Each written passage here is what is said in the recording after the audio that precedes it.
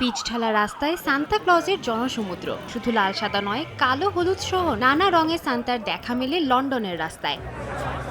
স্থানীয় সময় শনিবার লন্ডনের রাস্তায় সাইকেল প্রতিযোগিতায় অংশ নেন প্রায় ১২০০ সান্তা। শিশুদের দাতব্য সংস্থার তহবিল সংগ্রহে ব্যতিক্রমী এই উদ্যোগ নেওয়া হয়। অর্থ সংগ্রহে শহরটির ডাউন পলমল থেকে বাকিংহাম প্যালেসের দিকে যাত্রা করেন তারা। এ সময় বহু দর্শনার্থীকে এই আয়োজনে পাশে দাঁড়াতে দেখা যায়।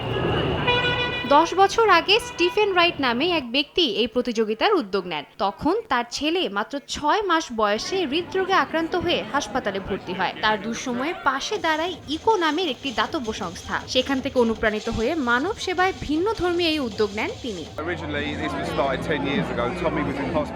১০ বছর আগে এই প্রতিযোগিতা শুরু হয়, যখন টমি হার্ট অ্যাটাকের কারণে হাসপাতালে ছিল। পরে ইকো দাতব্য সংস্থার কাছ থেকে সাহায্য পেয়েছি। সেই দায়বদ্ধতা থেকে ভালো কিছু করার চেষ্টা করছি মাত্র। দাতব্য সংস্থার জন্য আমার একটি ছোট প্রয়াস। লন্ডনের বাসিন্দারা আজ চমৎকার সাড়া দিয়েছে। তারা নিজেদের পকেট থেকে অর্থ দিয়ে মানবতার উদার দৃষ্টান্ত স্থাপন করেছে। মানব সেবার এ কাজে স্বতঃস্ফূর্তভাবে সহযোগিতার হাত বাড়িয়ে দেন ট্যাক্সি চালক থেকে শুরু করে সমাজের নানা শ্রেণী পেশার মানুষ। সাদিয়া তাসনিম, সময় সংবাদ।